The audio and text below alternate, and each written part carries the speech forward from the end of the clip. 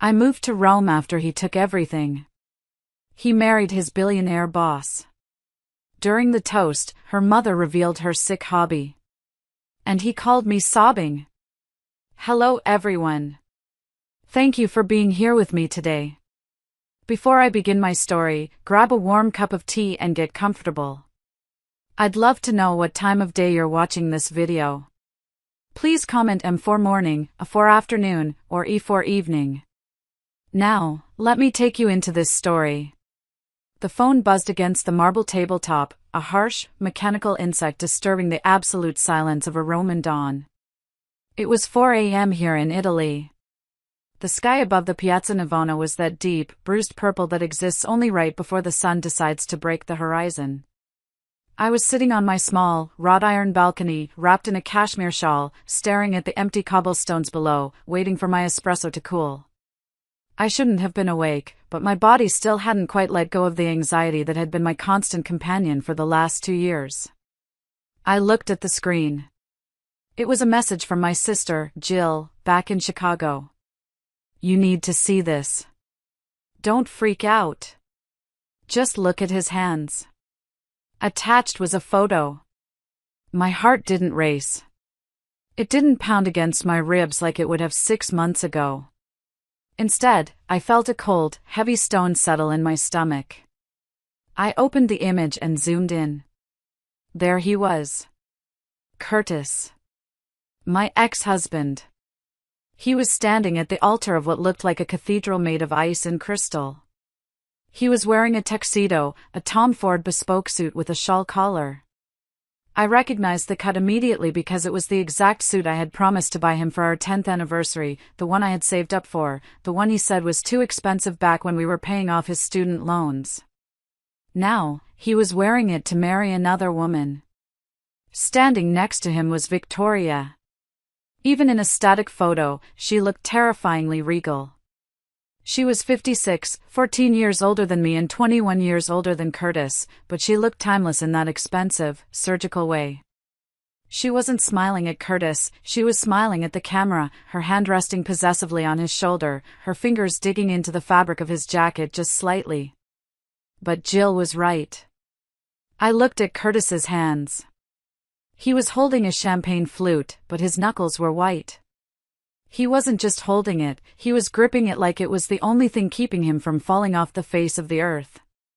His smile was plastered on, tight and terrified. I knew that look. I had lived with that look for 12 years. That was the face Curtis made when he had leveraged himself too far, when he had written a check he couldn't cash, when he was waiting for the other shoe to drop. It was the face of a man who realized he was drowning but had to pretend he was swimming. He looks like he's going to a funeral, not a wedding, I whispered to the empty Roman street. It had been exactly 91 days since the divorce was finalized. 91 days since I signed the papers that stripped me of my home, my savings, and my dignity. And here he was, marrying the woman who had orchestrated my destruction, the billionaire real estate mogul who had treated our marriage like a hostile corporate takeover. I took a sip of my coffee. It was bitter, strong, and grounding. Why are you sending me this, Jill? I typed back, my fingers hovering over the screen. I'm in Rome. I'm free. I don't care. That was a lie, of course. I cared. You don't just stop caring about the man you spent a decade building a life with, even if he burned that life to the ground. I zoomed in on Curtis's face again. There was sweat beading on his forehead, despite the fact that the venue, the Grand Ballroom at the Palmer House Hilton, was undoubtedly climate-controlled to perfection.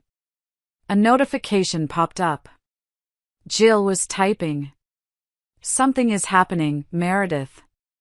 The atmosphere here is weird. Mrs. Sterling just arrived. Mrs. Sterling. Victoria's mother. The matriarch. I had only heard rumors about her, that she was the iron fist inside the velvet glove of the Sterling Empire, that she despised her daughter's lifestyle, that she was old money in a way that made Victoria's billions look like lottery winnings. And? I typed. And she looks like she's ready to burn the place down. She just asked for the microphone. Curtis looks like he's about to pass out. I think you should stay awake for this. I set the phone down. My hand was shaking slightly. Not from fear, but from a strange, vibrating anticipation. It felt like the air before a thunderstorm. I looked out at the statues in the square below, the ancient stone figures that had witnessed centuries of betrayal and glory. I had come to Rome to escape the wreckage of my life in Chicago. I had come here to heal, to work with my hands, to remember who Meredith was before she became Curtis's wife and then Curtis's discarded ex. I had finally started to feel a sense of peace, a rhythm to my days that didn't involve lawyers or forensic accountants. But the past has a way of clawing its way back into the present, doesn't it? My phone buzzed again. Another photo. This one was blurry, taken hastily. It showed Mrs. Sterling standing at the podium, a small, frail-looking woman in a wheelchair, holding a glass of dark red wine. Behind her, on the massive projection screen that was meant to show a slideshow of the couple's love story, the screen had gone black. She just told the DJ to cut the music, Jill texted. She said she has a wedding gift for the groom. Meredith, Curtis is shaking. I can see him shaking from 3 tables away. I sat back, pulling the shawl tighter around my shoulders. I didn't know it then, sitting there in the dark, but the man I had loved, the man who had destroyed me, was about to face a reckoning so public, so humiliating, that it would make my own suffering look like a mercy. Keep the updates coming, I whispered, and for the first time in 2 years, I smiled. It wasn't a nice smile. It was the smile of someone who knows that gravity eventually works on everyone, even those who think they can fly on stolen wings. Before I tell you what happened next, before I tell you about the sick hobby that Mrs. Sterling revealed to 300 of Chicago's elite, I need you to understand how we got here. I need you to understand the woman I used to be, the sacrifices I made, and why seeing Curtis in that tuxedo broke my heart before it hardened it into stone. Hello everyone, and thank you for tuning in. Before I take you back to the beginning of this nightmare, please, let me know you're here. If you've ever had to rebuild your life from scratch, or if you're just here for the tea, drop the name of your city in the comments below. I'm reading from Rome, and I'd love to know where you are. Now, let's go back 12 years, to a coffee shop in Wicker Park, where I made the biggest mistake of my life. 12 years ago, I wasn't the woman sitting on a balcony in Rome wearing cashmere. I was 30 years old, a landscape architect with dirt permanently etched under my fingernails and a dream of turning Chicago's concrete jungle into something breathing and green. I was successful in my own quiet way. I had just made junior partner at a boutique firm, I owned a small but charming condo in Lincoln Park, and I had a savings account that my grandmother, Nana Rose, had started for me the day I was born. Then, I met Curtis. He was 23, 7 years younger than me, and he was a mess. A beautiful, charming, ambitious mess. We met at an open house I was staging with some plants. He was the junior realtor, sweating through a cheap suit, trying desperately to sell a property that had foundation issues written all over it.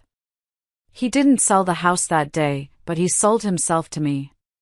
He told me he wanted to build an empire. He told me he came from nothing, which was true, and that he just needed someone to believe in him. I looked at him and I didn't see a boy who was bad with money, I saw a project. I saw potential. It's a hazard of my profession, I look at a pile of dirt and see a garden. I looked at Curtis and saw a husband. We got married 2 years later. It wasn't a big wedding. We couldn't afford it, or rather, Curtis couldn't. He had debt. Student loans, credit card debt from trying to keep up appearances with his wealthier clients, and a car loan for a BMW he had no business driving. I paid it all off. I remember sitting him down at our kitchen table 3 months after the wedding. I took the checkbook, the one linked to my inheritance from Nana Rose, and I wrote a check for $42,000. It was nearly half of what my grandmother had left me. This is a fresh start, I told him, sliding the check across the table. No more debt. We build from here, together. Curtis cried. He actually wept, holding my hands, telling me I was his angel, his savior, the only person who had ever truly loved him. He promised me that day that he would pay me back tenfold. He said, "Meredith, when I make it, you'll never have to work another day in your life. You'll be the queen of the castle." I believed him. I didn't want to be a queen, I just wanted a partner. But I became the foundation, and he became the facade. Over the next 8 years, I poured everything into him. I wasn't just his wife, I was his editor, his stylist, his therapist, and his bank. When he needed to get his real estate license renewed, I studied with him every night. When he couldn't close a deal because his emails were riddled with grammatical errors, I rewrote them for him. When he needed to impress a client at a high-end dinner, I coached him on which fork to use and what wine to order. I made myself smaller so he could feel bigger. I remember the day the facade started to crack, though I didn't recognize it at the time. It was our 8th anniversary. Curtis had just landed a job at a prestigious new firm, Sterling and Associates. He was ecstatic. He told me he needed to look the part. The partners there, Meredith, they wear Rolexes. They wear Italian suits. "I can't walk in there wearing this garbage," he said, gesturing to the perfectly good clothes I had bought him. "We don't have $10,000 for a watch, Curtis," I said gently. "We're trying to save for a house with a yard. For a baby." He looked at me, and his eyes went cold. It was a flash of something ugly, something resentful. "You have the money, Meredith. You still have the rest of your grandmother's money. Don't you believe in me? It's an investment. If I look successful, I'll be successful." I should have said no. I should have told him that Nana Rose's money was for our future children, not for his wrist. But he used that weapon he always used, his insecurity. He made me feel like I was the one holding him back, like I was the rich, older wife judging the poor boy from the wrong side of the tracks. So, I sold them. I went to the safety deposit box and took out Nana Rose's vintage pearl necklace and earring set, the one she wore on her wedding day in 1940. I sold them to a jeweler downtown. I bought him the Rolex. A Submariner. When I gave it to him, he didn't cry this time. He just put it on, admired the way it caught the light, and said, "Finally. Now I look like I belong." He didn't ask what I had sold to get it. He never asked. That was the dynamic. I gave pieces of myself, my history, my financial security, my pride, to fill the endless void of his ambition. And the more I gave, the more he resented me for it. It's a strange psychological twist, isn't it? You'd think people would love you for saving them. But often, they hate you for it. Every time he looked at me, he was reminded that he needed saving. He was reminded that without me, he was just a guy with a bad credit score and a cheap suit. And then, he met someone who didn't want to save him. She just wanted to own him. He came home one Tuesday evening, buzzing with an energy I hadn't seen in years. He poured himself a drink, expensive scotch that we couldn't really afford, and leaned against the counter. "I met the CEO today," he said, his eyes gleaming. "Victoria Sterling. She's intense. She specifically asked for me to be on her team for the Millennium Park condo project." "That's great, honey," I said, chopping vegetables for dinner. "Is she nice?" Curtis laughed, a sharp, barking sound. "Nice? No. She's a shark. She's worth $3 billion, Meredith." She walked into the room and the air changed. She told me I had hungry eyes. She likes hunger. I felt a prickle of unease on the back of my neck. "Well, just be careful.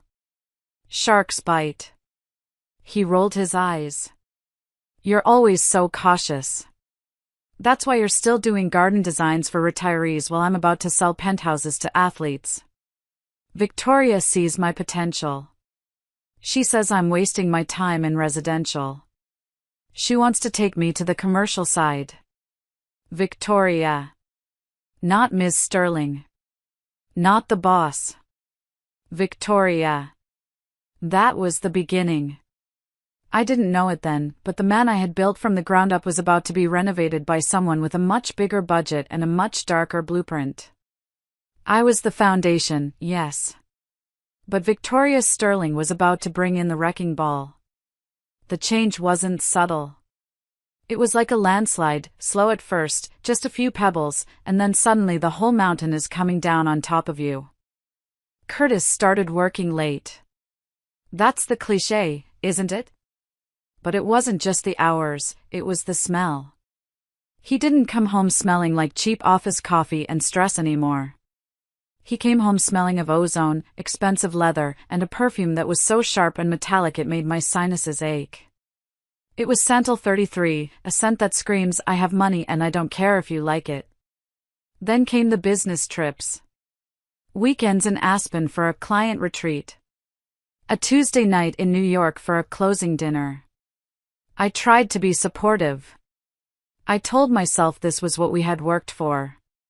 This was the success he craved. But then the criticism started. It began with my hands. I'm a landscape architect. My hands are rough. I have calluses on my palms and dirt that sometimes refuses to scrub out of my cuticles. I've always been proud of my hands, they create life. One evening, we were getting ready for a dinner party at his firm. I reached out to fix his tie, the silk tie I had bought him. He flinched away from my touch. Jesus, Meredith, he snapped, looking at my hands with genuine disgust. Can't you get a manicure? Your hands look like you've been digging graves. It's embarrassing. I froze. I dig gardens, Curtis. You know that. You used to love that I wasn't afraid to get dirty.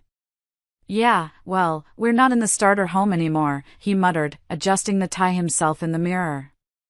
Victoria's hands are always perfect. Soft. Like a woman's hands should be. There it was. The comparison. It got worse. He started criticizing my clothes. You look like a librarian, my hair, the gray is showing, Meredith, it makes you look like my mother, and my ambition. Why don't you aim higher? He asked one night over a dinner he barely touched. Victoria runs a multinational conglomerate. You're just planting petunias. I designed sustainable ecosystems for urban environments, I corrected him, my voice trembling. And I happen to love my job. Why are you constantly bringing her up? He slammed his fork down. Because she's a winner. And she surrounds herself with winners. I'm trying to elevate us, Meredith, and you're dragging me down with your mediocrity. That word cut deeper than any knife. Mediocrity. After I had spent 10 years elevating him. After I had sacrificed my inheritance, my jewelry, my youth to push him up the ladder. Then the gifts started arriving. Not for me. For him. A set of gold cufflinks with his initials. A leather briefcase that cost more than my first car. And then, the flowers arrived at our house. A massive arrangement of stargazer lilies. Curtis knew I was severely allergic to lilies. My throat closes up, my eyes swell shut. We had a strict no lilies rule in the house for a decade. I found the arrangement on the dining room table with a card, to a killer closer. Thank you for the wild ride in Miami. V. My breath hitched, partly from the pollen, partly from the implication. I called Curtis, furious. Why are there lilies in our house? And what wild ride in Miami? He laughed, dismissive and cold. Oh, stop being so dramatic, Meredith. It's a figure of speech. We closed a deal. And Victoria doesn't know about your little allergies. She was just being generous. Throw them out if you're going to be a baby about it. My little allergy put me in the ER 3 years ago, Curtis. And why is your boss sending flowers to our home? You're jealous, he sneered. You're jealous because she's powerful and successful and you're insecure. It's pathetic. Stop checking up on me. Gaslighting. He was rewriting reality, making me question my own sanity. I started to wonder if I was crazy. Maybe I was being ungrateful? Maybe this is just how high-level executives behave? But the gut instinct of a woman who has been betrayed is rarely wrong. I decided to surprise him at the office a week later. I told myself it was to bring him his antacid medication. He had left it at home, and his stomach always flared up when he was stressed. But deep down, I was going on a reconnaissance mission. The offices of Sterling and Associates were intimidating. Glass, chrome, and silence. The receptionist wasn't at her desk. I walked down the hallway toward Curtis's office, but I didn't find him there. I heard voices coming from the corner office. The CEO's office. Victoria's office. The door was slightly ajar. I stopped. I shouldn't have stopped. I should have turned around, gone home, and filed for divorce right then. But I needed to know. I heard Curtis's voice. It sounded different, subservient, eager, almost childish. I can handle her, Victoria. She's dead weight. She's a relic from when I was nobody. My heart hammered against my ribs. He was talking about me. Then I heard a woman's voice. It was low, smoky, and dripping with amusement. She sounds tedious, darling. But are you sure you're ready for the big leaks? Divorce is messy. It requires a certain ruthlessness. I'll do whatever it takes, Curtis said. The desperation in his voice made me sick. I just want to be with you. I want this life. I'm tired of playing house with a landscape architect. I want to build skyscrapers. It's not just about what you want, Curtis, Victoria purred. It's about what you're willing to become. I don't need a husband. I have had 4 of those. They were all disappointing. I need something else. Anything, Curtis said. Tell me what you need. I leaned closer, my hand gripping the cold metal doorframe. I need total submission, Victoria said. Her voice dropped an octave. I need to know that you belong to me. Body, soul, and bank account. Are you willing to crawl for it? There was a pause. A long, heavy silence. Yes, Curtis whispered. I'll be your dog if you want. I gagged.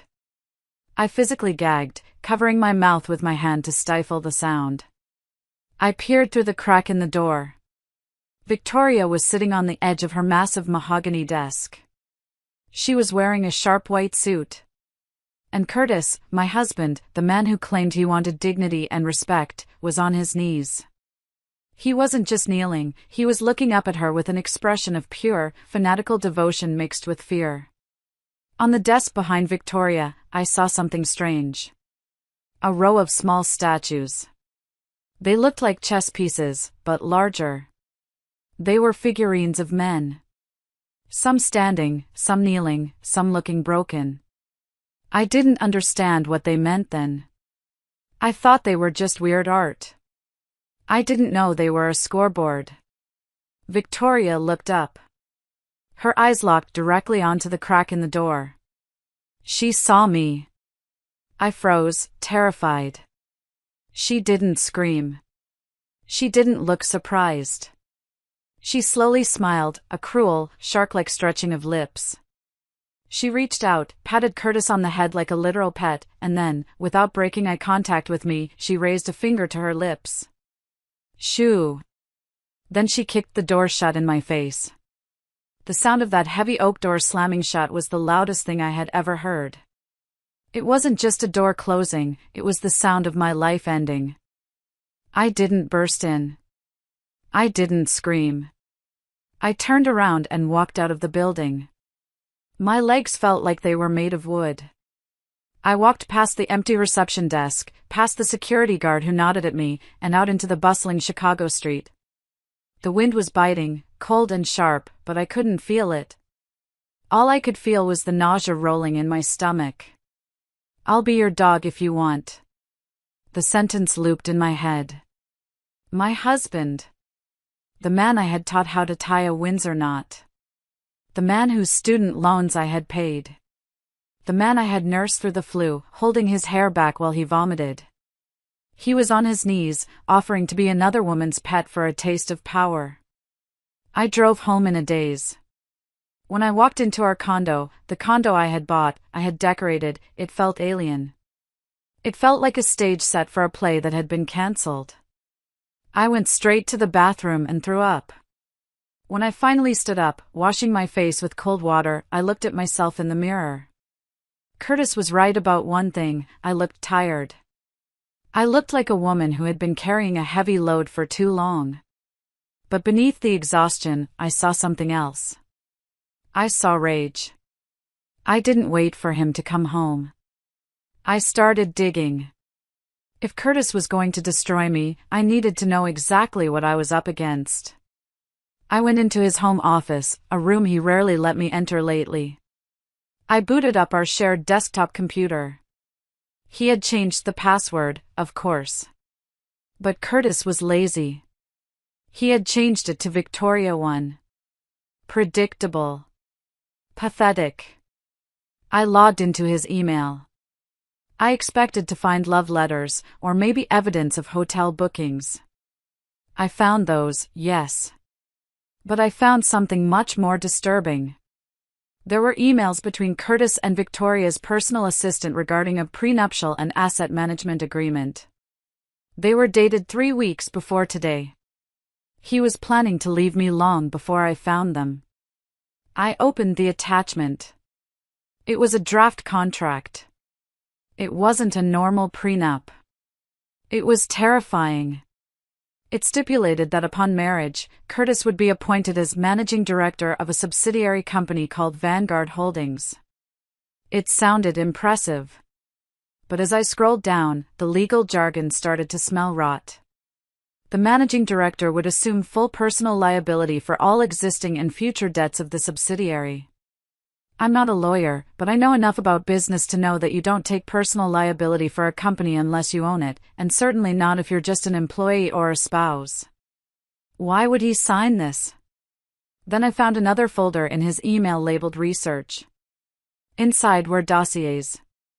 PDF files on 3 different men. Marcus Yeager. David Lynn. Elias Thorne. I Googled them. Marcus Yeager, former husband of Victoria Sterling. Filed for bankruptcy in 2015. Currently serving time for tax fraud. David Lynn, former fiancé of Victoria Sterling. Committed suicide in 2018 after his construction company collapsed under massive debt. Elias Thorne, former husband of Victoria Sterling. Currently living in a halfway house, stripped of his medical license due to an embezzlement scandal. They were all young, ambitious men. They all married Victoria. They all ended up destroyed, broke, or incarcerated. And then I remembered the statues on her desk. The little figurines. One looked like a man in a prison uniform. One looked like a doctor with his head in his hands. It wasn't just a pattern. It was a collection. Victoria didn't just marry these men. She consumed them.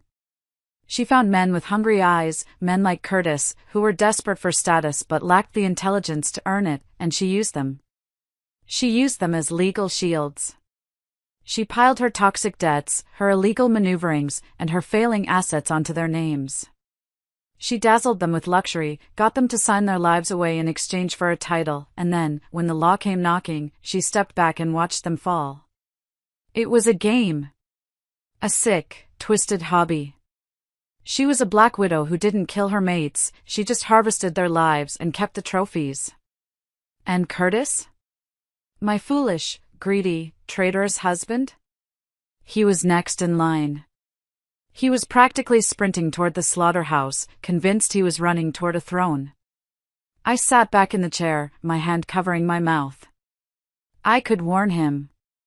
That was my first instinct, the instinct of the wife who had spent a decade saving him. I could print this out, shove it in his face, and scream, "She's going to eat you alive. She's going to send you to prison." I reached for the print button. Then the front door opened. I heard Curtis's footsteps. He didn't call out, "Honey, I'm home." He was humming. He walked into the office, saw me sitting at his computer, and stopped. For a second, he looked panicked. Then, his face hardened into that mask of arrogance I had come to hate. "Snooping?" he asked, leaning against the doorframe. "I guess I shouldn't be surprised. Insecurity is a disease, Meredith." "I was bringing you medicine," I said quietly, standing up. "I saw you with her." He didn't deny it. He didn't apologize. He smiled. A cruel, liberating smile. Good. Saves me the trouble of the speech I rehearsed. "I'm leaving you, Meredith. I'm filing tomorrow. I want you out of the house by the weekend." "This is my house," I whispered. "Not anymore," he said, pulling a folded paper from his pocket. "I spoke to my lawyers. Since I've been paying the mortgage for the last 2 years, with the salary she gave me, and since you invested your inheritance into communal assets without a separate agreement, well, let's just say the law favors the breadwinner in this state." He looked at me with pure disdain. "You're a stepping stone, Meredith. You were great for the starter phase. But I've outgrown you. Victoria, she's the destination." I looked at him. I looked at the man who was about to sign a contract that would likely send him to federal prison. I looked at the man who called me a stepping stone. I slowly lowered my hand from the print button. I deleted the browser history. "Okay," I said, my voice steady.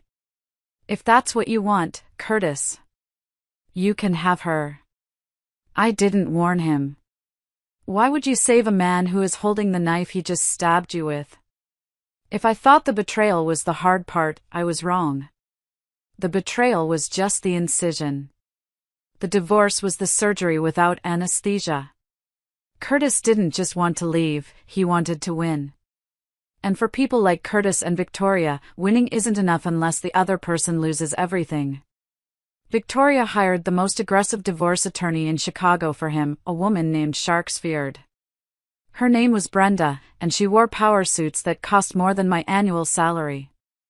I, on the other hand, had a kind, frantic lawyer named Stan who worked out of a strip mall because he was the only one I could afford after Curtis froze our joint accounts. The proceedings were a bloodbath. My client contributed to the household significantly, Stan argued feebly in mediation. Meredith paid off his student loans. She paid for the down payment on the condo. Brenda didn't even look up from her iPad. Gifts between spouses. Non-refundable. Next. They came after everything. They argued that since I had used my inheritance to pay off his debts and buy the condo, I had commingled the funds, making them marital property. They argued that since Curtis's income had tripled in the last 6 months, thanks to Victoria, he was accustomed to a certain lifestyle that required him to keep the primary residence. "He needs the condo for business entertaining," Brenda said coldly. "Meredith can find an apartment. Perhaps a studio." I sat there, gripping the edge of the mahogany table until my knuckles turned white. Curtis wouldn't meet my eyes.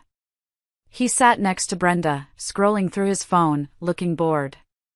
He was wearing the Rolex I bought him. "Fine," I said, my voice shaking. "Take the condo. Take the furniture. Just give me my personal savings and Buster." Buster was our 10-year-old golden retriever. He had hip dysplasia and cataracts. He was my baby. I had adopted him before I met Curtis. Curtis hated dogs. He complained about the hair, the smell, the vet bills. He never walked him, never fed him. Buster was mine. Curtis looked up then. He smiled that new, cruel smile he had learned from Victoria. Actually, Curtis said, speaking for the first time, I want the dog. My lawyer blinked. Mr. Torres, you've stated in previous depositions that you dislike animals. The dog is elderly and requires significant care. Victoria loves dogs, Curtis lied smoothly. We have a big yard at her estate in Lake Forest. Buster would be happier there. Besides, Meredith can't afford his vet bills anymore, can she? Not with the alimony settlement we're offering. It was pure spite. He knew Buster was the only thing I had left to love. He knew it would break me. Please, I begged, ignoring Stan's hand on my arm. Curtis, please. He needs his medicine twice a day. He gets scared in thunderstorms. You don't even like him. Don't do this. Curtis leaned forward, whispering so only I could hear. You humiliated me for years, Meredith. Making me feel small. Making me feel poor. Now you get to feel what it's like to beg. The judge, a tired man who clearly wanted to go to lunch, ruled in Curtis's favor regarding the property division. He ordered the house sold or refinanced in Curtis's name. But for the dog, he ordered a custody evaluation. But I didn't have time for an evaluation. 2 days later, I came home to pack my clothes, the only things they allowed me to take. The locks had already been changed. I had to wait for Curtis to let me in. When he opened the door, the condo was empty of my presence. My photos were down. My plants were gone, thrown in the dumpster, I assumed. Where's Buster? I asked, panic rising in my throat. Oh, Curtis said casually, checking his watch. He was annoying Victoria. Barking all night. So I took him to the shelter. You what? I screamed. The high-kill one on the south side, he said, examining his fingernails. I told them he was aggressive. Figured it was kinder than letting him suffer with those hips. I didn't pack my clothes. I ran. I ran to my car and drove like a maniac to the shelter. I was sobbing so hard I could barely see the road. I prayed to a God I hadn't spoken to in years. Please let him be there. Please let him be okay. When I got to the shelter, the girl at the front desk looked tired and sad. I gave her Buster's description. She checked the computer. She paused. She looked at me with pity. I'm so sorry, ma'am, she said softly. The owner surrendering him signed a euthanasia request due to aggression and poor health. It was done an hour ago. My world went black. I fell to the dirty linoleum floor of that shelter and screamed. I screamed for my dog. I screamed for my wasted years. I screamed for the cruelty that lived inside the man I had shared a bed with. Curtis hadn't just taken my money. He hadn't just taken my house. He had murdered the one innocent soul that loved me unconditionally, just to assert dominance. Just to show Victoria he could be ruthless. I walked out of that shelter a different person. The Meredith who wanted to save Curtis died on that floor. The Meredith who believed in fair play and kindness died with Buster. I drove back to the condo. Curtis was standing in the driveway, supervising movers who were bringing in expensive, modern furniture. I walked up to him. I was calm now. Terrifyingly calm. Did you find the mutt? He asked, smirking. I didn't slap him. I didn't yell. I looked him dead in the eye. You think you won, I said softly. You think you're trading up. But you're not trading up, Curtis. You're being fattened for the slaughter. He laughed. Is that a threat? No, I said. It's a spoiler. I took off my wedding ring, the modest diamond I had bought for myself because he couldn't afford one. I looked at it one last time. I hope she's worth it, I said. I threw the ring into the sewer grate at his feet. It made a distinct clink before splashing into the dark water below. Get off my property, he spat. It's not your property, I said, walking away. It's your prison cell. You just don't know it yet. I got in my car and drove to the airport. I didn't have a plan. I didn't have a home. I had $5,000 to my name and a heart that had been turned to ash. I bought a one-way ticket to the place I had always dreamed of visiting, the place Curtis refused to go because they don't speak English there. Rome. I was leaving the battlefield. But I knew, deep down, that the war wasn't over. Karma was coming for Curtis. And her name wasn't Meredith. It was Mrs. Sterling. The flight to Rome was a blur of cheap wine and suppressed sobbing. I sat in economy, squeezed between a backpacker who smelled like patchouli and a businessman who snored. I didn't sleep. I stared at the flight map on the screen, watching the little plane icon inch across the Atlantic Ocean, moving further and further away from the ruins of my life. I had left everything behind. My career, my reputation, my friends who had awkwardly sided with Curtis because they wanted access to Victoria's parties. Chicago felt like a toxic cloud I had barely escaped.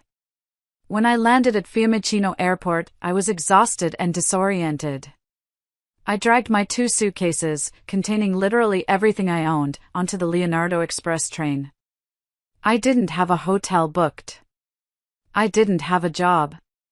I had a phone number of an old college friend, Elena, who had moved to Italy 10 years ago to marry a chef. I hadn't spoken to her in 5 years, but desperation makes you bold. I called her from the train station. Meredith, she screamed into the phone. Oh my God! You are in Rome? Come. Come immediately. I have a guest room. It is small, but the pasta is good. Elena saved my life. Not dramatically, but practically. She gave me a bed. She fed me. She listened to me cry for 3 days straight without offering useless platitudes like everything happens for a reason. He is a stronzo, she said simply, pouring me more wine. A piece of shit. Flush him. But you can't just flush 12 years of trauma. I spent the first month in Rome in a fog. I walked the streets aimlessly. I sat by the Tiber River and watched the water flow, thinking about Buster, thinking about the house I built, thinking about the papers I saw in Curtis's email. I kept checking the news online. Real estate tycoon Victoria Sterling engaged to rising star Curtis Torres. The power couple of the skyline, how Sterling and Associates is changing Chicago. They were everywhere. Photos of them at galas. Photos of them breaking ground on new skyscrapers. Curtis looked tan, fit, and rich. He was wearing better suits. He had fixed his teeth. He looked like the man I always tried to help him become, but he had achieved it by cannibalizing me. I almost gave up. I almost went back to the US to beg for my job back. But then, I found the garden. It was a small, neglected plot of land behind a crumbling palazzo in the Trastevere neighborhood. I walked past it every day. It was overgrown with weeds, choked by ivy, filled with trash. It was ugly. But I saw the bones. I saw the ancient stone benches hidden under the brambles. I saw the potential for life. It reminded me of me. One day, I just walked in. I started pulling weeds. I didn't ask for permission. I just needed to get my hands dirty. I needed to feel soil instead of shame. I worked for 4 hours until my hands were raw and my nails were black. I was sweating. I was dirty. And for the first time in months, I wasn't thinking about Curtis. You are trespassing, a voice said. I looked up, startled. A man was standing there. He was tall, with salt and pepper hair and sad, kind eyes. He was wearing a linen suit that had seen better days. I'm sorry, I stammered in broken Italian. The plants. They were suffocating. He looked at the pile of weeds I had cleared. He looked at the stone bench I had uncovered. He looked at my dirty hands. You are a gardener? He asked in English. I said. I was a landscape architect. Now, I'm nothing. Nobody is nothing, he said. My name is Alessandro. This is my family's palazzo. We cannot afford to fix it. The garden has been dead for 20 years. It's not dead, I said, wiping sweat from my forehead. It's just sleeping. It needs structural support for the wisteria, and the soil needs aeration, but the foundation is good. Alessandro smiled. It wasn't a shark smile. It was a human smile. Then wake it up, he said. I cannot pay you much. But I can make you lunch. And I have good wine. That was how I started to rebuild. Not with a grand plan. Not with a revenge plot. But with a pile of weeds and a stranger who saw value in what I could do, not what I could give him. The next 6 months were transformative. I spent every day in Alessandro's garden. I treated it like a surgical patient. I pruned the ancient roses. I reinforced the crumbling brick walls. I planted lavender and rosemary so the scent would mask the city smog. Alessandro joined me sometimes. He was an architect, specializing in historical restoration. We spoke the same language, the language of load-bearing walls, of tension and compression, of preserving history while allowing for new growth. He was nothing like Curtis. Curtis was all about the new cars, new clothes, new wives. Alessandro cherished the old. He saw beauty in cracks. One afternoon, we were sitting on the stone bench I had restored, eating olives and cheese. Your hands, Alessandro said, looking at my dirt-stained fingers. I instinctively pulled them away, hiding them in my lap. The memory of Curtis's voice echoed in my head. You look like you've been digging graves. It's embarrassing. Sorry, I said. They're ugly. I need to scrub them. Alessandro reached out and gently took my hand. He traced the callus on my palm, the scar on my thumb where I had cut myself pruning. Why do you hide them? He asked. These are the hands of a creator. They are strong. They bring beauty back to the world. Why would you want them to be soft and useless? I looked at him, tears stinging my eyes. My ex-husband, he liked soft things. He said I looked like a laborer. Your ex-husband was a fool, Alessandro said firmly, bringing my hand to his lips and kissing the dirty knuckles. He wanted a doll. You are a woman. There is a difference. That moment, that simple, validating moment, healed more of me than 1,000 therapy sessions could have. I realized that my value wasn't in being a perfect accessory. My value was in my grit. My value was in my ability to take a mess and turn it into a sanctuary. Curtis was a spec house, built cheap to sell fast. I was a palazzo. I might have cracks, I might need work, but I had history. I had soul. I started laughing. A real, deep belly laugh. What is it? Alessandro asked, smiling. I just realized, I said. He thinks he's living in a palace now. But he's actually living in a house of cards. The ex-husband? Yes. He's getting married tomorrow. To a woman who collects husbands like trophies and then destroys them. Alessandro poured more wine. Then we should drink. Not to him. But to you. You escaped. You are the survivor. I am, I said, clinking my glass against his. I really am. But even as I celebrated my freedom, I kept thinking about the email I had found. The prenuptial and asset management agreement. The list of destroyed men. I wondered if Curtis had signed it. Of course he had. He was too arrogant to read the fine print. The next morning, the morning of the wedding, I received the first text from Jill. I hadn't planned on getting involved. I was going to let karma do its work. But Jill, my fierce, protective sister, had managed to snag an invite.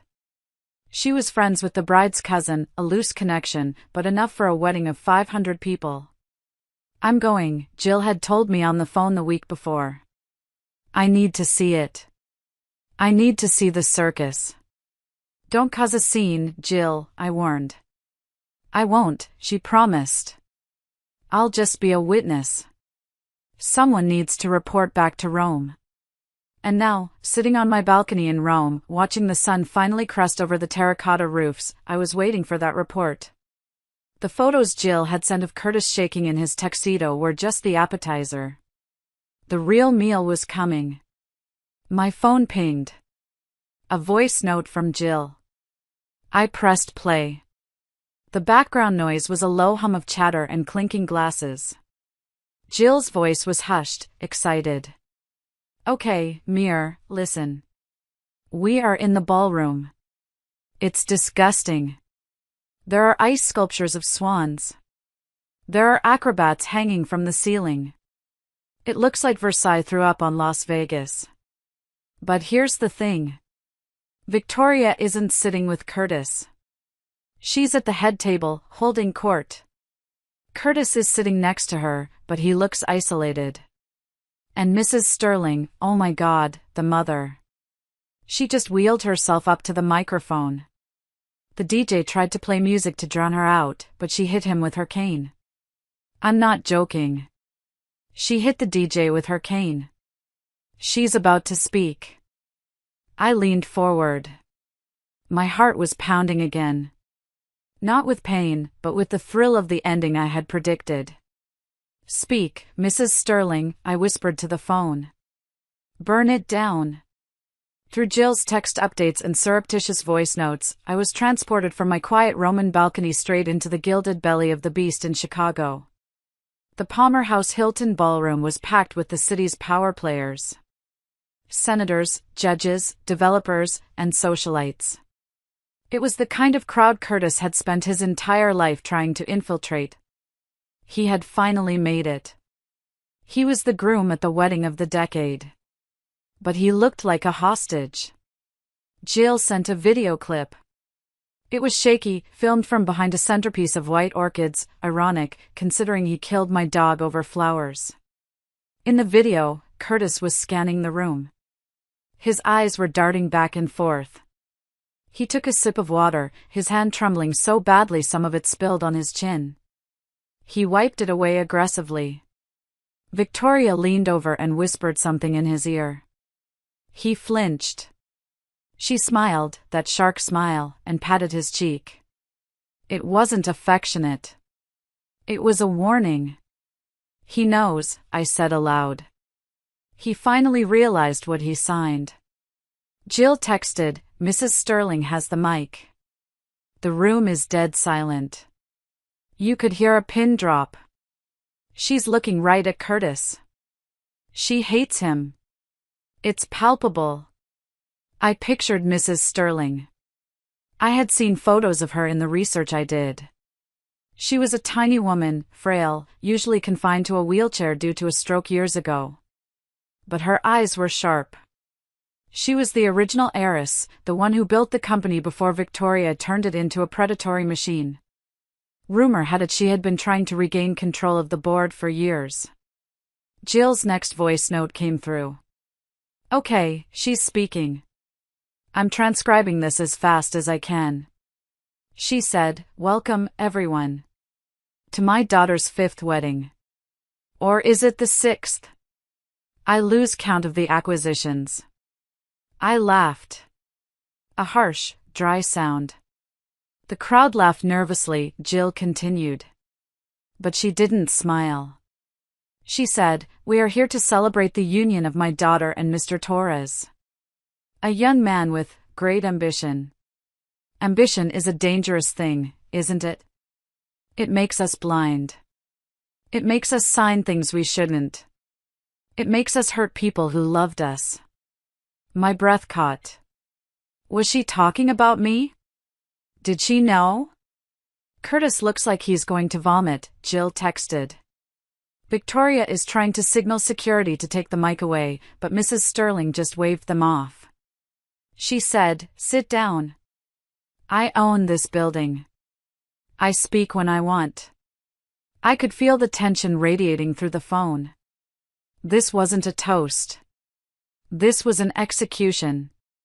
She just turned to Curtis, Jill typed rapidly. She said, "Tell me, young man. Do you love my daughter? Or do you love the idea of her? Do you love the access? Because let me tell you what happens to men who love my daughter's money. They end up paying a bill they can't afford." "She's playing with him," I whispered. "She knows about the debt. She knows about the scapegoat scheme." Jill sent another photo. It was Mrs. Sterling pointing a remote control at the massive projection screen behind the head table. "She says she prepared a special video," Jill wrote. She says, "Usually, we show photos of the happy couple. But today, I thought we should look at the family history. I call this piece, the collection. The collection. The statues. The trophies." "Oh my God," I said. "She's going to show them." I waited. The 3 dots on the messaging app bubbled for what felt like an eternity. The sun was fully up in Rome now, bathing the city in golden light, but in my mind, I was in that dark, cold ballroom in Chicago. Then, the message came. "Meredith. You won't believe this. The screen. It's not photos. It's legal documents. It's mugshots. It's newspaper clippings." Jill sent a picture of the screen. It was a montage. Marcus Yeager, bankrupt. David Lynn, deceased. Elias Thorne, disbarred. And under each name, a dollar amount. $12 million debt. $45 million debt. $8 million debt. And then, a new slide appeared. Curtis Torres, Managing Director, Vanguard Holdings. Current liability, $52 million. "The room is screaming," Jill typed. "People are gasping." Curtis just stood up. He knocked his chair over. He's yelling at Victoria. He's saying, "You told me it was a trust fund. You told me it was a trust fund." Victoria is just sitting there drinking her champagne, Jill added. She looks bored. She's not even denying it. My phone buzzed with an incoming call. It wasn't Jill. It was a number I had deleted 6 months ago. But I knew it by heart. Curtis was calling me. From his own wedding. From the middle of his public execution. I stared at the screen. Curtis Mobile. I shouldn't answer. I should let it ring. I should let him burn alone. That's what a smart woman would do. That's what the new Meredith should do. But curiosity is a powerful thing. And maybe, just maybe, a small part of me wanted to hear the sound of a man realizing that the foundation he stood on was made of quicksand. I slid my finger across the screen. "Hello?" I said, my voice calm, contrasting perfectly with the chaos I could hear in the background on his end. "Meredith," he screamed. He was sobbing. I could hear the wet, panic-stricken sound of hyperventilation. "Meredith, you have to help me. She set me up. Oh God, the police are here. I see them at the door. Meredith, please. Tell them I'm a good person. Tell them I didn't know." I took a sip of my cold espresso. "You knew, Curtis," I said softly. You just didn't care. As long as the check cleared and the suit fit. Meredith, please. I'm your husband. Ex-husband, I corrected. And Curtis? I hope you kept the receipt for that tuxedo. You're going to need the bail money. Let's go back inside that ballroom. I need you to feel the temperature in the room drop. Jill told me later that when Mrs. Sterling hit the DJ with her cane, the sound echoed like a gunshot through the Palmer House Hilton. The nervous laughter died instantly. 500 of Chicago's wealthiest people froze, their champagne glasses halfway to their mouths, the condensation dripping onto their expensive silk ties. You have to understand who Mrs. Sterling is to understand the gravity of this silence. She isn't just a rich old lady in a wheelchair. She is the terrifying, beating heart of old Chicago money. She built the empire that her daughter, Victoria, was currently using as a playground.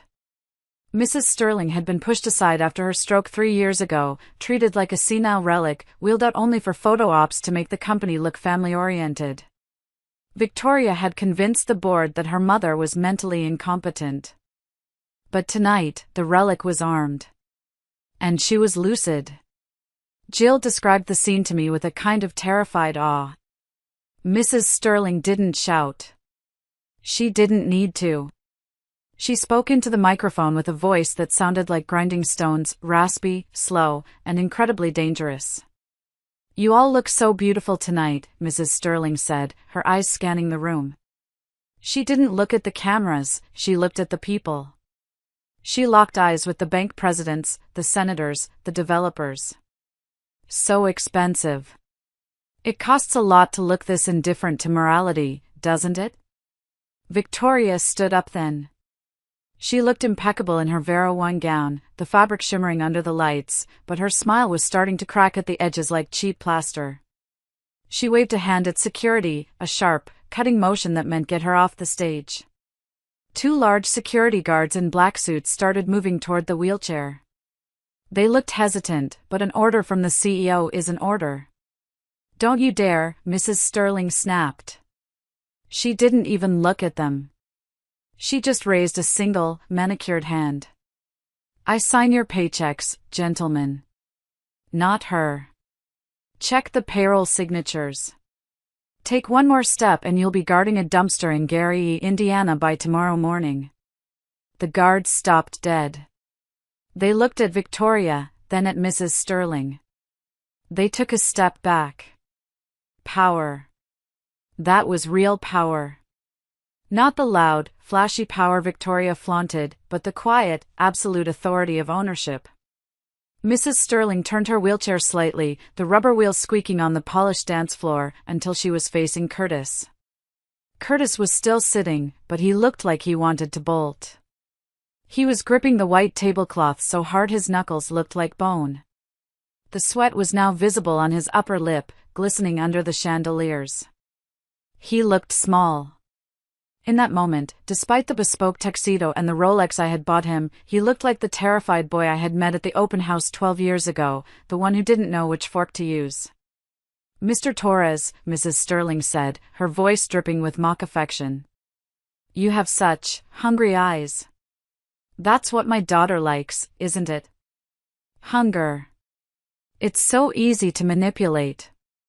It's the easiest lever to pull. I love your daughter, Curtis stammered.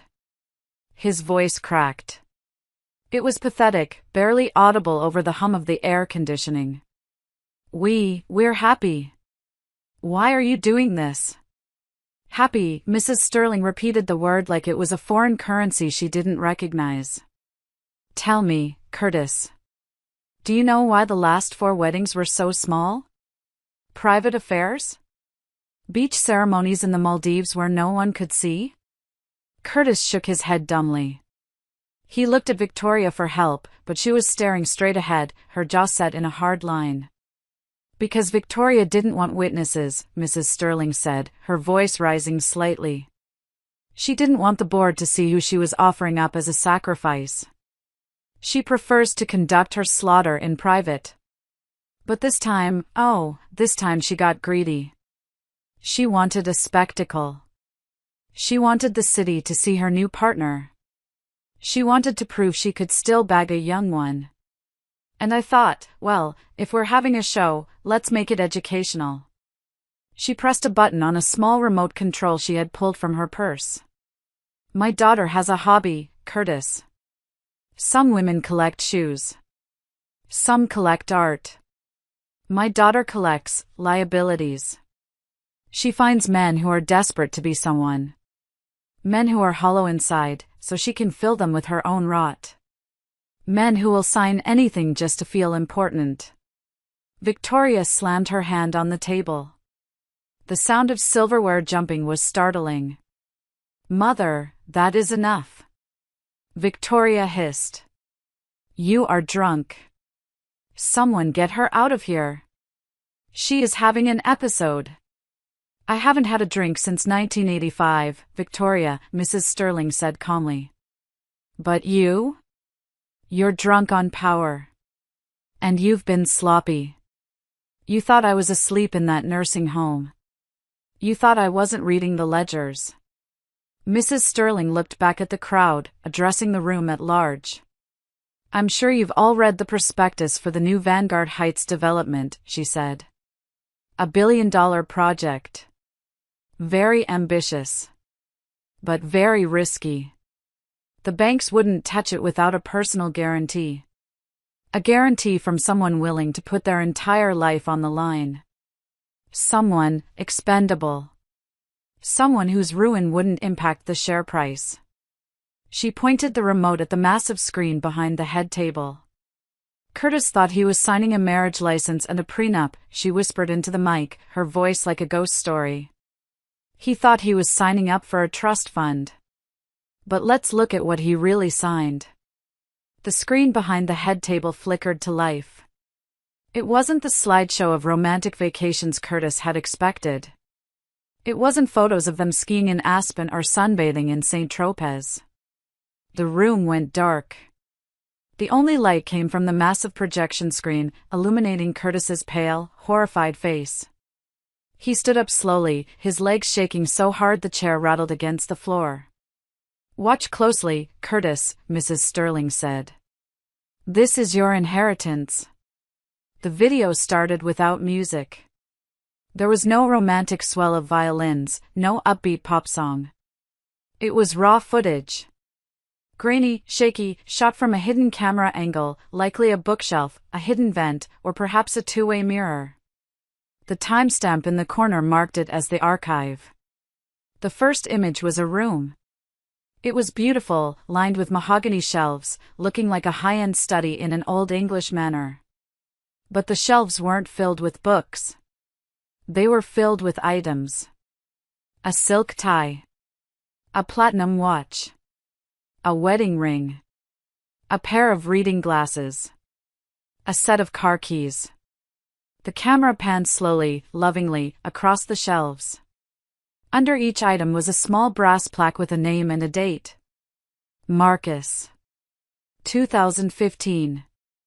David. 2018. Elias. 2021. It looked like a museum. A museum of conquests. Or a mausoleum. Then, the video cut to a clip. It was Victoria. She was younger, maybe 5 years ago. She was sitting in a leather wingback chair, holding a glass of dark red wine, laughing. Opposite her was a man, David Lynn. I recognized him immediately from my frantic research the day I left Chicago. He was crying. He was on his knees, begging, his hands clasped together in prayer. Please, Victoria, David was sobbing in the video, his voice distorted by the recording but undeniable in its agony. The bank is taking the house. They're taking my parents' house. You said the company was solvent.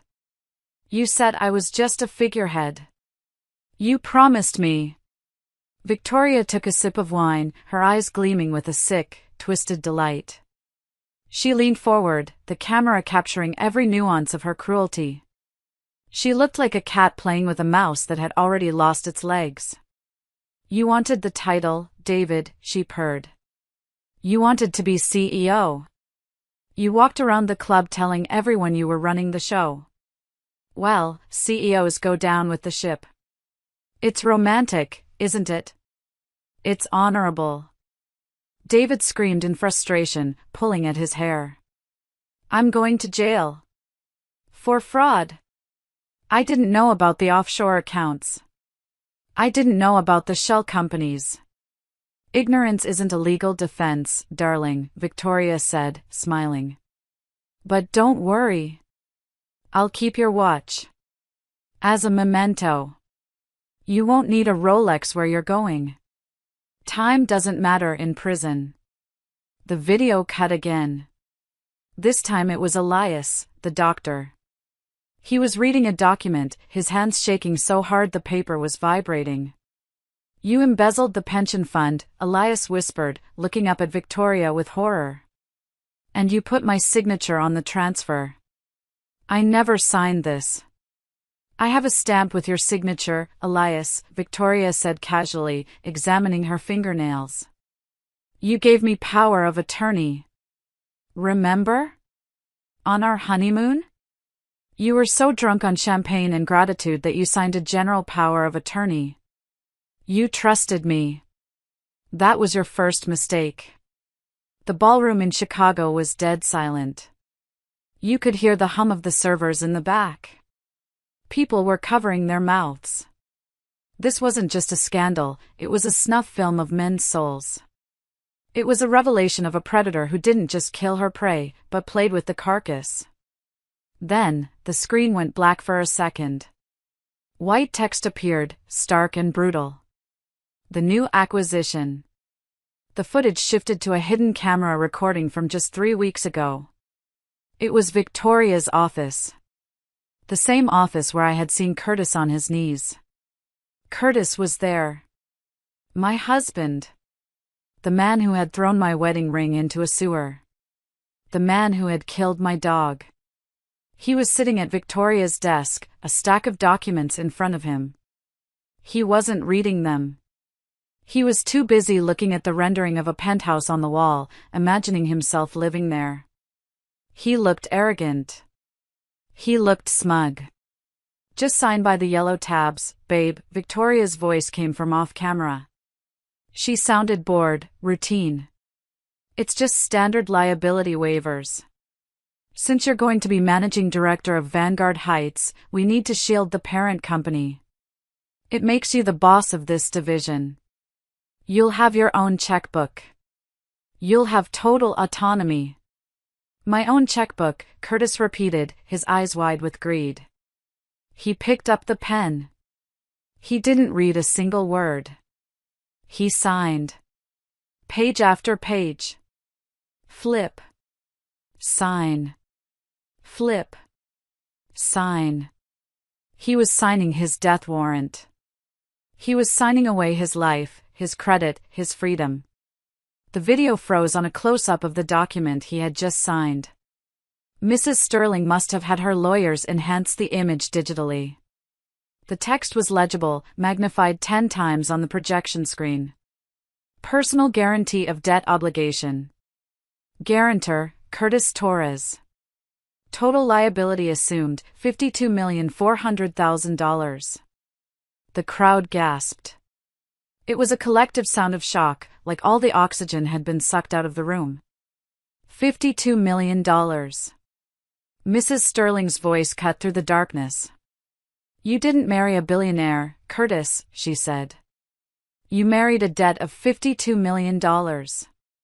My daughter's shell company, Vanguard Heights, is insolvent. It has been for months.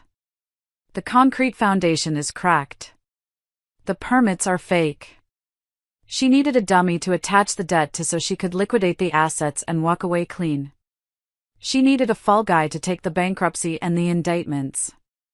And you, with your vanity and your desperation, you volunteered. Curtis was standing in the middle of the ballroom. He looked like he had been shot. He turned to Victoria. His face was a mask of pure terror. Victoria, he whispered. Tell her she's lying. Tell me it's not true. You said we were partners." Victoria didn't look at him. She looked at her mother. She stood up, smoothing her dress, her face cold and bored. She picked up her glass of champagne and took a long, slow sip. "You always did have a flair for drama, Mother," Victoria said. "So what?" "He signed it. He's a grown man. He wanted the title. He wanted the glory. He paid the price. That's business. He's going to prison." Mrs. Sterling shouted, her voice finally breaking with rage. "Just like Marcus. Just like Elias. Because those loans were fraudulent, Victoria. And now his name is on them.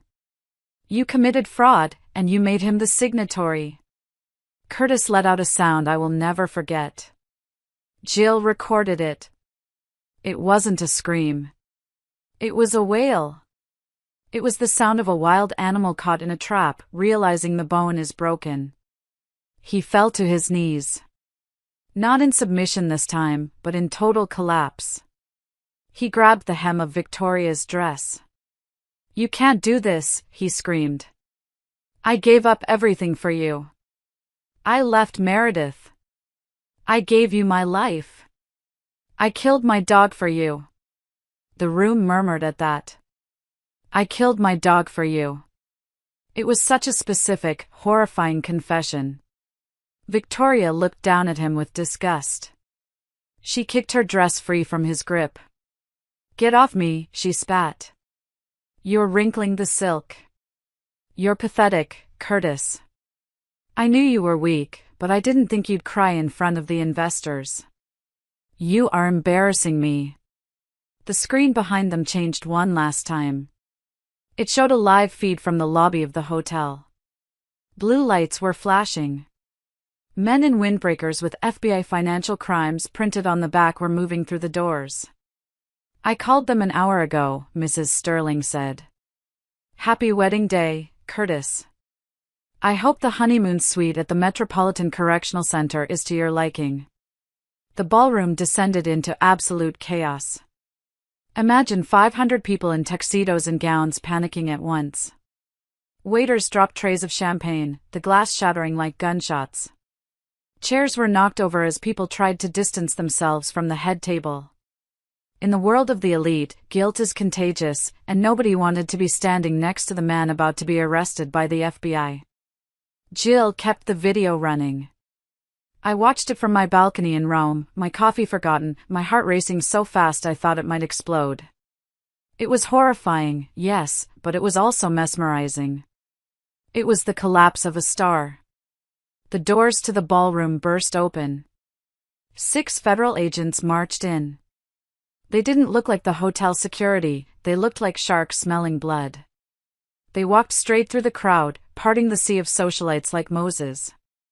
They had guns on their hips and warrants in their hands. Curtis was still on the floor. He was hyperventilating. He tried to crawl under the table, clawing at the tablecloth like a frightened child. "Curtis Torres," the lead agent barked. Curtis scrambled backward, knocking over a crystal vase. It shattered, scattering water and roses over his expensive suit. "No! No! Talk to her. Talk to Victoria. It's her company. I'm just the husband. I'm just the face." "Stand up, sir," the agent said, grabbing Curtis by the arm and hauling him to his feet. "Victoria!" Curtis screamed, looking at his bride. "Help me. Call your lawyers. Fix this. You said you had connections. You said you owned the mayor." Victoria was standing with her arms crossed, watching the scene with an expression of mild annoyance, like someone who had been served the wrong appetizer. She took another sip of her wine. She didn't look scared. She looked inconvenienced. "My lawyers represent me, Curtis," she said, her voice cutting through the noise. "And I didn't sign those loan applications." "You did." You were very eager to show everyone you were the managing director, remember? You bragged about it to the caterers. You tricked me. Curtis shrieked as the agent spun him around.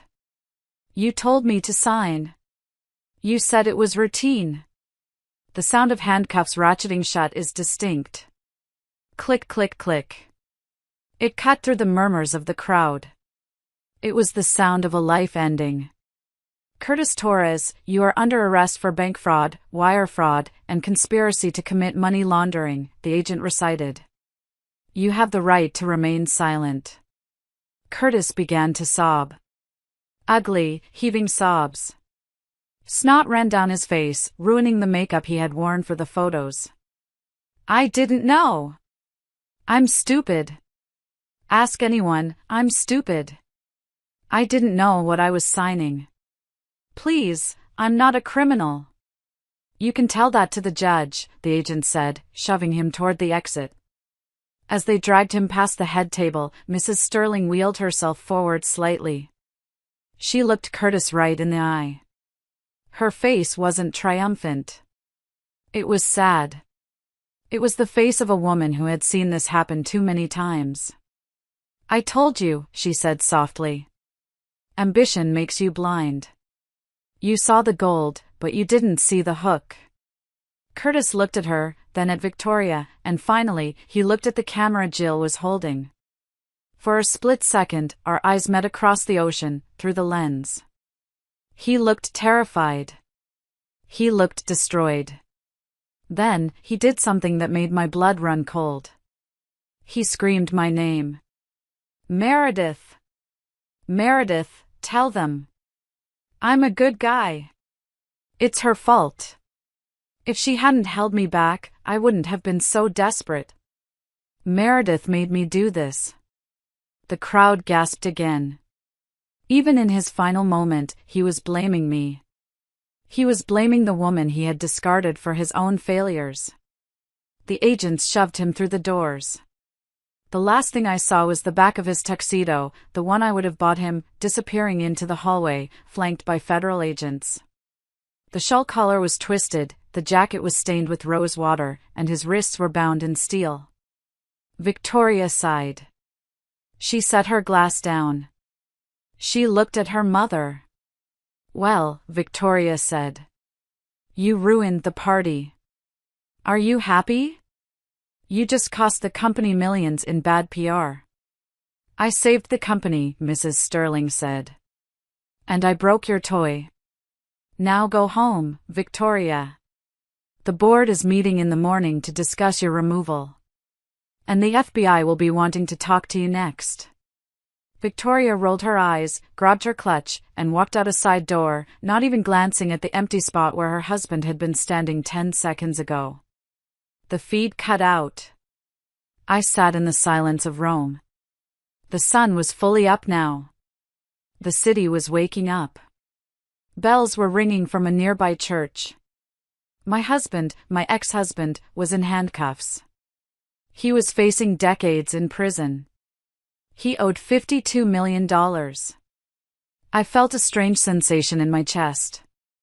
I waited for the guilt. I waited for the urge to call a lawyer, to try and help him. That was the old Meredith's programming. Fix the mess. Save the boy. Pay the debt. But the guilt didn't come. Instead, I felt light. I felt like a heavy coat I had been wearing for 12 years had just dropped to the floor. But Curtis wasn't done with me yet. He had one phone call.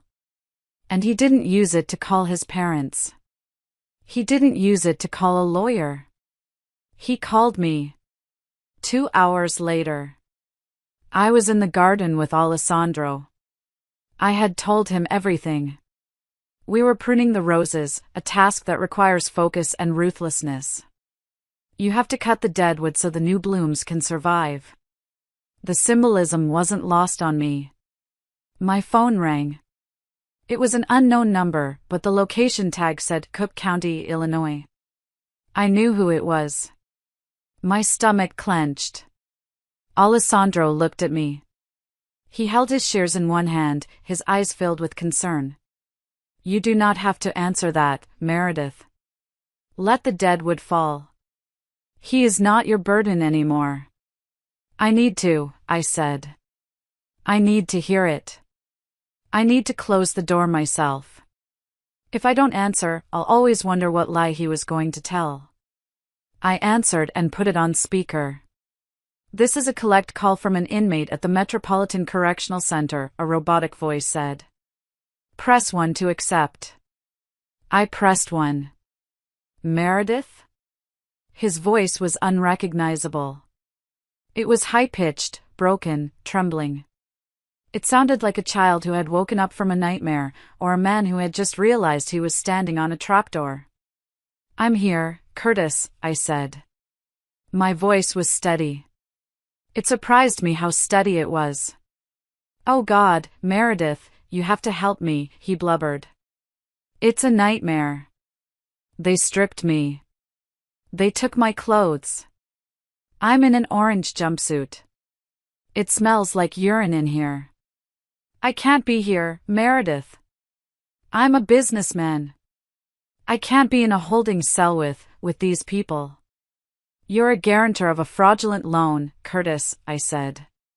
That's a specific type of businessman.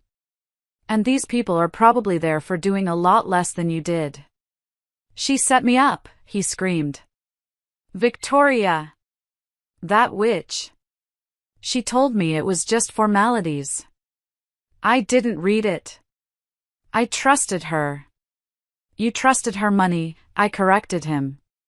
You trusted the status she promised you. You didn't care about the details because you were too busy measuring the drapes for the penthouse. You saw the dollar signs and you went blind. I did it for us, he yelled. I froze. Alessandro looked up, his eyebrows raised in disbelief. Excuse me? I asked, my voice dropping to a dangerous whisper. I did it for us, Meredith. Curtis insisted, his voice dropping to a desperate, manipulative whisper. I wanted to make it big so I could come back to you. I wanted to prove I could be the man you wanted. I was going to pay you back for the student loans. I was going to buy you a house. A better house than the one we had. The audacity was breathtaking. It was almost impressive. He was trying to gaslight me from a federal holding cell. Curtis, I said, you killed my dog. You threw my wedding ring in a sewer. You kicked me out of my own home. You told me I was a stepping stone. Do not dare try to rewrite history now. I was stressed, he cried. I wasn't myself. That was the pressure talking. Victoria made me do those things. She said I had to cut ties to be strong. But Meredith, listen to me. I know you still love me. I know it. You answered the phone, didn't you? I answered to say goodbye, Curtis. No. Listen. You know Alessandro, right? You're working with that Italian guy? I looked him up. I went cold. You stalked me? I checked up on you. Because I care. Listen, his family is influential. They have diplomatic connections. I saw his last name. His uncle is a judge in Rome, right? Please. Ask him to make a call. Get me bail. I just need bail. Once I'm out, I can fix this. I can testify against Victoria. I just need to be out. He had looked up Alessandro? While he was courting Victoria? While he was signing fraudulent loans? He had been keeping tabs on me as a backup plan? I looked at Alessandro. He was shaking his head slowly, a look of pure disgust on his face. He stepped closer to the phone. You want me to ask the man I am building a life with to help the man who destroyed my life? I asked. Building a life? Curtis laughed, a frantic, hysterical sound. He's just a rebound, Meredith. You're 42. You think some Italian architect really wants you? He's using you for your labor. I'm your husband. We have history. We have 12 years. Doesn't that mean anything? We have history, I agreed. And you just ended it. Meredith, please. They're going to put me in general population. I'm scared. I'm not built for this. I'm soft. You know I'm soft. You used to protect me. I know, I said. I spent 12 years trying to toughen you up. I tried to give you a backbone. But you preferred to be a pet. And pets don't do well in the wild, Curtis.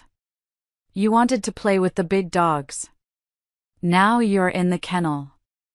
Don't you hang up on me, he screamed. You owe me. You made me feel small, that's why I left. It's your fault I'm here. If you had just supported me more, I wouldn't have needed Victoria. If you had been richer, I wouldn't have needed her money. There it was. The final truth. Even in prison, even in ruins, it was my fault. It was my failure to be enough for his bottomless pit of need. I looked at the roses in front of me. Vibrant, red, thorny, and alive. I looked at Alessandro, who was standing there like a statue of protection. Curtis, I said. Do you remember the day you told me my hands were ugly?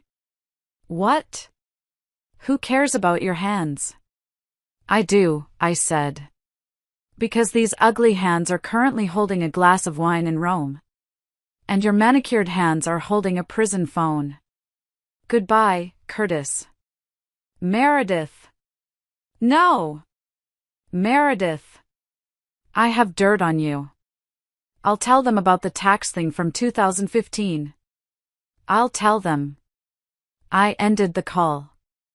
I stared at the phone for a moment. Then, I blocked the number.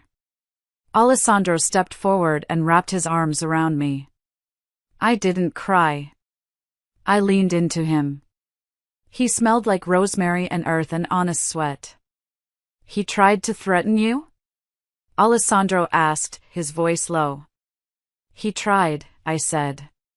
But he has nothing. He never knew me well enough to have dirt on me. He only knew what I gave him. He is gone. He is gone, I said. He's finally gone. I thought that call would be the end of it, but narcissists don't let go easily. They cling like barnacles until the ship goes down. A week later, a letter arrived at Alessandro's palazzo. It was sent via express mail from a public defender's office in Chicago. It wasn't a legal demand. It was a plea. A desperate Hail Mary pass. The letter inside was handwritten on yellow legal pad paper. Curtis's handwriting, usually so careful and practiced, was jagged and frantic. He wanted me to testify as a character witness at his bail hearing. He wanted me to stand up in a federal court and tell the judge that he was a naive, trusting man who was easily manipulated, not a criminal mastermind. He wanted me to say that his actions were out of character. I sat in the garden with the letter in my hand. The sun was setting over Rome, painting the sky in shades of apricot and violet. The air smelled of jasmine. It was so peaceful, so far removed from the cold, gray reality of a Chicago courtroom. I could have burned the letter. I could have torn it up and thrown it in the compost pile. But the old Meredith, the one who fixed things, the one who smoothed over the cracks, felt a twinge. Not of love, but of duty. Was it cruel to leave him to rot? Was it inhumane? After all, he was just a fool. Did a fool deserve 5 years in prison? Alessandro sat down next to me. He didn't speak. He just handed me a pen and a piece of paper. Write what you feel, he said. Not what you think you should feel. I looked at the blank page. And then I wrote. I didn't write to the lawyer. I wrote to Curtis. Curtis. You asked for a character witness. You want me to tell the court who you really are. I've been thinking about who you really are for a long time. For years, I thought you were a diamond in the rough. I thought you were a good man who just needed a break. I blamed the world for your failures. I blamed the economy. I even blamed myself. But if I took the stand today, I wouldn't lie for you. I would tell the truth. And the truth would bury you. I would tell the judge that you are a man who watched his wife sell her grandmother's heirlooms, pearls that survived a world war, to buy you a watch so you could impress strangers. You never asked what I sold. You never asked if I was sad. You just put the watch on and checked your reflection. I would tell the judge that you are a man who took a dog, a gentle, sick animal who trusted you, a dog who licked your hand even when you ignored him, and sent him to his death because he barked while you were on the phone with your mistress. You used a living creature's life as a pawn in a power play. I would tell the judge that you looked at a contract that transferred $52 million of debt to your name, and you signed it not because you were tricked, but because you were arrogant. You saw the title managing director and you stopped reading. You wanted the reward without the work. You wanted the crown without the kingdom. You are not naive, Curtis. Naivety implies innocence. You are greedy. And greed is not a defense. You say Victoria tricked you. Maybe she did. But you made it easy for her. You walked into her trap with your eyes wide open, blinded only by your own reflection. I will not testify for you. My testimony would prove that you are exactly where you belong.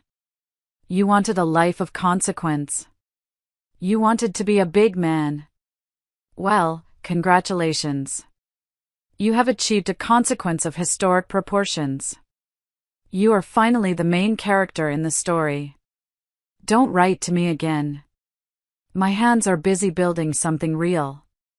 Meredith. I faxed the letter to the lawyer's office. I didn't send the original. I kept it. Sending that fax felt like performing an exorcism. I walked to the post office near the Pantheon, fed the paper into the machine, and watched it disappear. The confirmation slip printed out. Transmission okay. When I walked back out into the piazza, I felt the cobblestones under my feet. I felt the air in my lungs. I was 42 years old. I had lost my house, my savings, and my marriage. I had scars on my heart and calluses on my hands. But I had never felt richer. I went back to the garden. Alessandro was there, sketching a design for a new fountain. He looked up when I entered. Did you send it? He asked. I did. And I'm hungry, I said, realizing it was true. I was starving. I want pasta. The carbonara. And a bottle of red wine. The expensive kind. Alessandro smiled, closing his sketchbook. His eyes crinkled at the corners. Then we shall feast. To the end of the dead wood. To the bloom, I replied. We walked to a trattoria, hand in hand. I didn't look back. For the first time in 12 years, I wasn't looking over my shoulder to see if Curtis was okay, if he needed me, if I was enough for him. I was just Meredith. And that was plenty. 6 months later, Jill sent me the final update. I didn't ask for it, but she knew I needed the closure. She sent a package of newspaper clippings and a flash drive with news reports. The trial was short. The evidence was overwhelming. Mrs. Sterling's video footage, combined with the documents Curtis had signed, made it an open-and shut case. The prosecution didn't even have to work hard. Curtis had practically gift-wrapped his own conviction.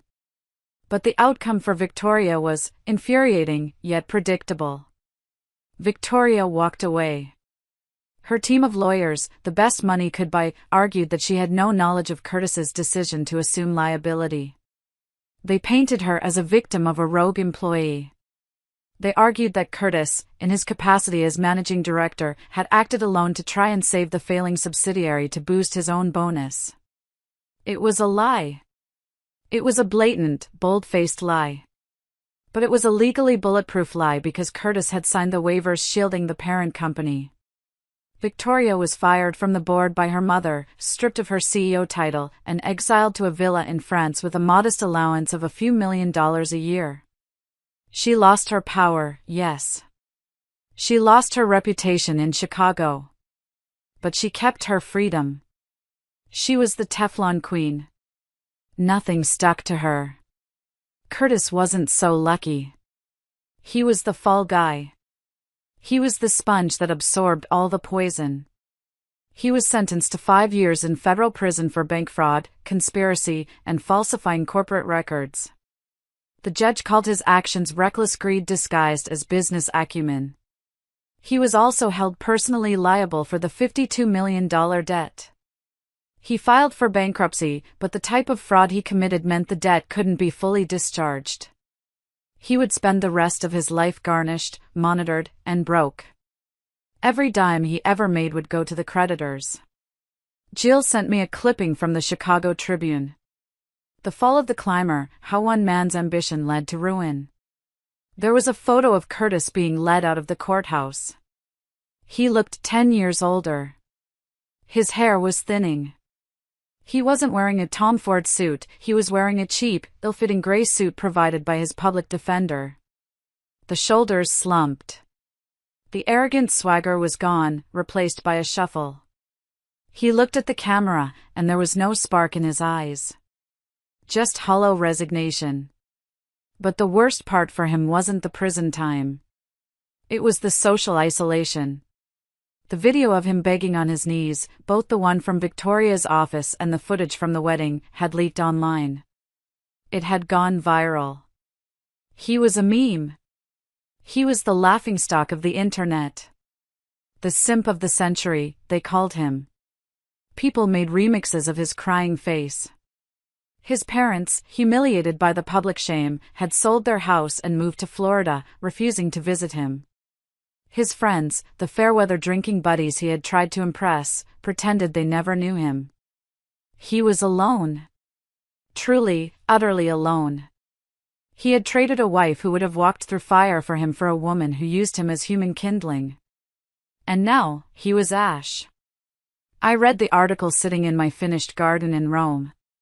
The wisteria was blooming, draping purple flowers over the stone walls. The fountain was bubbling, the sound like laughter. I felt a moment of pity. Just a flicker.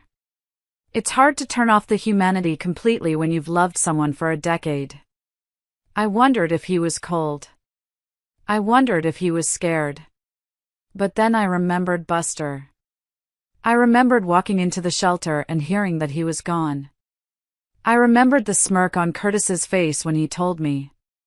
And the pity evaporated like mist in the sun. Justice isn't always pretty. Sometimes it's ugly. Sometimes it leaves scars. But it was done. The scales had balanced. 1 year later. The garden opening party was a success. The mayor of Rome attended. My name was in the Italian Architectural Digest, Meredith Torres, the woman who whispers to stones. I was wearing a dress I had bought with my own money, a deep emerald green silk that moved like water. I wasn't hiding my hands.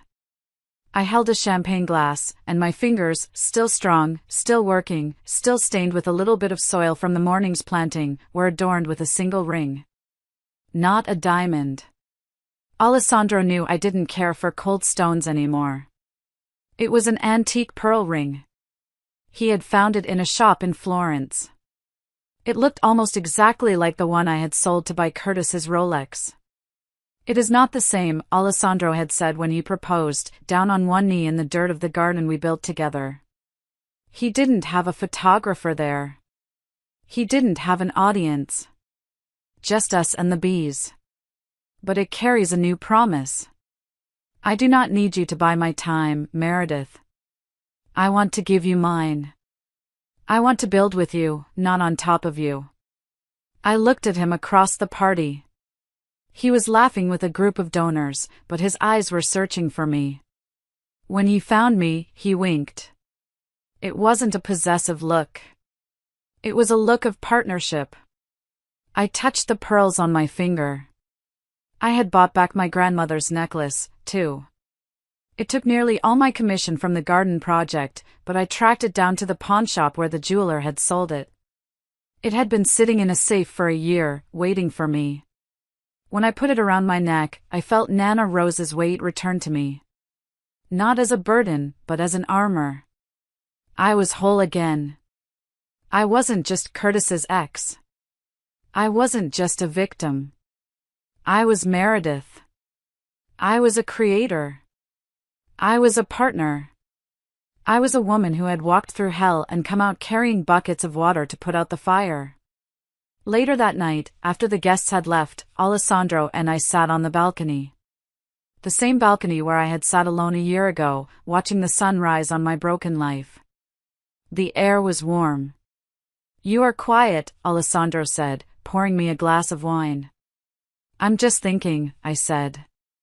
"About foundations." "Oh. I spent so long trying to build a house on sand," I said, resting my head on his shoulder. "I kept trying to shore it up, prop it up, decorate it. I ignored the cracks. I ignored the sinking. I didn't realize that the only way to save myself was to let it collapse." "And now?" Alessandro asked, kissing my forehead. "Now I'm building on rock," I said. "It's harder work. It takes longer. But I'm not afraid of the storm anymore." The phone buzzed inside the house. I glanced at it. It was a number I didn't recognize, probably a telemarketer or maybe a reporter still digging for a quote about Curtis. I ignored it. "Aren't you going to get that?" Alessandro asked. "No," I said, turning back to the view of the eternal city. "I'm busy." "Busy doing what?" "Living," I said. And I took a sip of wine, tasting the grapes, the earth, and the sweetness of a life that finally belonged to me. So, that is my story. It's not a fairy tale. The princess didn't get saved by a prince, she saved herself by picking up a shovel and going to work. The villain didn't just disappear, he destroyed himself with his own greed. The wicked witch didn't die, she just moved to France. Life is messy like that. I know there are women listening to this right now who are sitting in their own starter homes, looking at a husband who makes them feel small. Maybe he criticizes your hands. Maybe he spends your money on things that make him look good. Maybe he compares you to a woman who seems to have it all. I want to tell you something. You are not the stepping stone. You are the destination. Don't let anyone treat you like a renovation project that they can flip for a better model. Don't sell your grandmother's pearls to buy a Rolex for a man who won't give you the time of day. Don't make yourself small so someone else can feel big. And if you are in the middle of the fire right now, if you are signing divorce papers, or sleeping in a guest room, or crying on the floor of a shelter because you lost the thing you loved most, please, listen to me. The fire burns everything that is false. It burns the lies. It burns the fake promises. It burns the version of you that was trying to please everyone else. But it cannot burn the gold. It cannot burn you. You will walk out of the ashes. You might be covered in soot. You might have scars. You might be 42 and starting over with nothing but a suitcase and a dream. But you will be free. And trust me, the view from the other side? It's magnificent. The wine tastes better. The air smells sweeter. And the love is real, because it's chosen, not bought. I'm Meredith. I'm a landscape architect. I'm a survivor. And I'm finally, truly, home. Thank you for listening to my story. If you made it this far, you are part of my garden now. Please like, share, and subscribe. And remember, never sign a contract you haven't read, never love a man who treats you like an option, and always, always keep the pearls. And so, as Meredith's journey comes to a close, we are left with a powerful reminder of the resilience of the human spirit. Her story teaches us that true strength lies not in avoiding the fire, but in walking through it, knowing it will burn away what is false and leave behind what is pure and unbreakable. It is in the ashes of loss that we often find the foundation for growth, for rebuilding, and for rediscovering who we truly are. At its heart, this story is about reclaiming self-worth. Meredith's transformation reminds us that we are not defined by the people who fail to see our value, nor by the things we lose along the way. We are defined by our ability to rise, to rebuild, and to choose love, not the fleeting, conditional kind, but the love that honors our scars, our imperfections, and our strength. In facing betrayal, Meredith didn't just survive, she thrived, proving that freedom and authenticity are worth more than any false promise of grandeur. Now, it's your turn. What does this story mean to you?